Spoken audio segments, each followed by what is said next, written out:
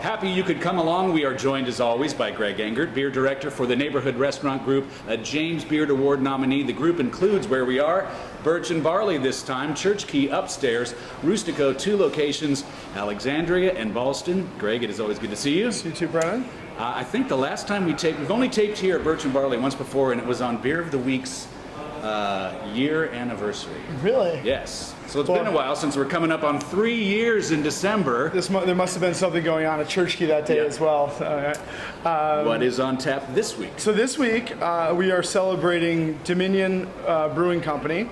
This is a beer called The Dream that Dominion produced specifically for their 25th anniversary, which happens to be right now. And we actually just threw a huge 25th anniversary party for Dominion Brewing Company at Church Key this past week.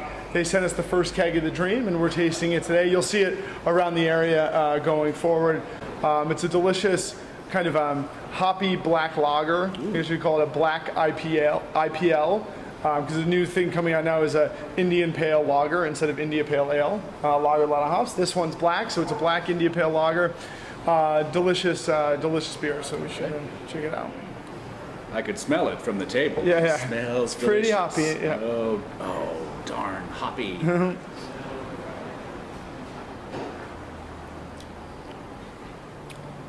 Oh, I like that a lot. That's good. But you get the creamy, roasty, dark feel in the mouthfeel too of something different. Absolutely, and that's the thing. So it's a 7.5% beer, so it's a strong lager at that. But it drinks silky, like a silky porter or even stout, though it's not as roasty in the finish. They hop it pretty intensely. It's got 75 IBUs, International Bittering Unit, so a lot of great hop character, although it's hard to it's a lot of hop and roasted bitterness from the beer. That's the bitterness that's coming together. They use a lot of Columbus hops for bittering, so you get a lot of that dank kind of pungent herbaceous note. Some Citra, which is going to bring out a little bit of citrus and pine and grass as well, and then some Sriracha Ace, which is the Japanese hop, known for a kind of lemony quality as well.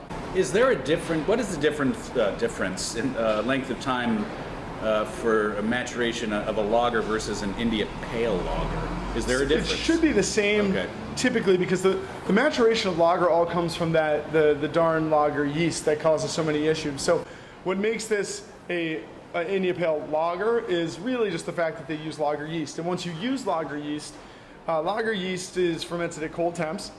It's sluggish, so it'll take a while for it to ferment all the sugars it needs to ferment, and it creates some off flavors early on. So you get diacetyl, which is a buttery note. You'll get acetaldehyde, which is a kind of green apple quality, some sulfur notes as well. So if you tried to turn around a lager yeast brewed beer quickly, it would have some off flavors you wouldn't want in the beer. So you have to lager the beer, store it. Lagern in German means to store. So you'll leave it, anywhere from 2 to 3 weeks to 4 to 6 weeks, letting those off flavors either get reabsorbed or dissipate, and then end up with a kind of smooth and silky and crisp, refreshing quality in this case. So does it make a difference? Is it easier to pair an IPL with food than an IPA? And what would you pair this with? I think it is, only because of that silky quality, which I think it's so funny. This beer it's a black IPL, so it's 75 IBUs, huge hop character in the nose. We got that kind of lemon, citrus, and dank herb, piney resin qualities.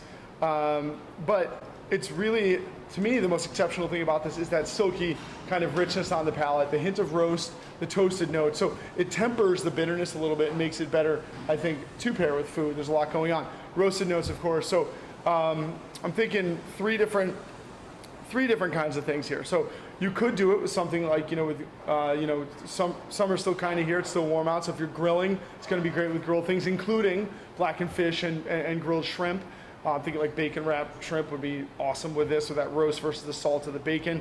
Black beans I love with a roasty and hoppy beer. So I'm thinking like burritos, black bean based burritos, or even nachos. And then barbecue, particularly that uses like smoked brisket, playing off the roasted kind of smoky qualities here as well. So. Now, last Saturday was the 3rd annual Snallygaster Beer Festival down at the Yards. How'd you think it went? Oh, it was great. It was incredible. I was a little wet, but I had a good time. It was good. You can't control. I think you said that to me after the fest. What are you gonna do? We were talking. You're like, you know what? Can't control the weather. It was awesome. You know, nearly 300 beers, nearly 10,000 people. It poured crazy, but we had plenty of room, plenty of beer, plenty of food. And then the sun came out at 3:30. We had a couple of great bands go on, Chick and Brett, and it was just it was a phenomenal party. And you know, Dominion was actually there as well, so it was really cool. And I should say, you know, the thing about Dominion I just thought about is beer festivals, right? So Snallygaster, it's our 3rd annual, really huge. But you know what? Believe it or not, once upon a time there wasn't a beer festival every weekend in DC. Yeah. You know, it's become we live in good times. Yeah, it's become de rigueur for your going out plans for the weekend.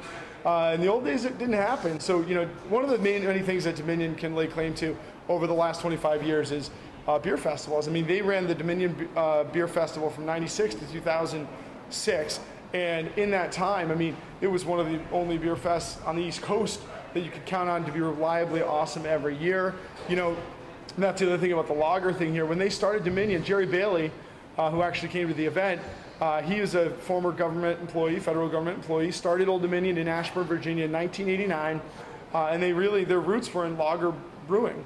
And so, you know, the cool thing is that they do a lot of great lagers, still do. They did this great beer fest for a decade there, you know, without which we wouldn't have Snallygaster today. And some of the beers that you all drink, we all drink every day, come from brewmasters and owners that started at Dominion. So this list is incredible. This is John Mallett, who's the brewmaster of Bell's Brewery, started at Dominion. So when you drink Hop Slam, then you can thank Dominion. Ron Barchette, who along with Bill Kowaleski started and operate and brew at Victory Brewing Company. Love Victory. That's Dominion. Fabio Garcia at Lost Rhino Brewing, a great new local. That's Dominion. Mark Thompson from Star Hill, he started at Dominion.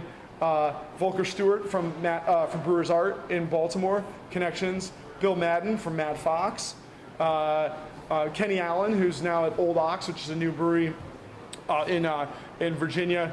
All of these guys spent time brewing at Old Dominion Brewing Company over the last 25 years. So a really cool thing. Very cool. And we can say, though, nothing is 100% set in stone at this time. Snallygaster will be back for a 4th year and right around the same time. Absolutely, it'll be in the fall, 2015, believe it or not, and it should also still be in the Yards area near Nat Stadium, but more importantly near Blue Jacket. Yeah, right on. Great, Greg. Thank you as always. Thank you. Everyone, please always do drink responsibly, and be sure to bring your thirst next time for another beer of the week.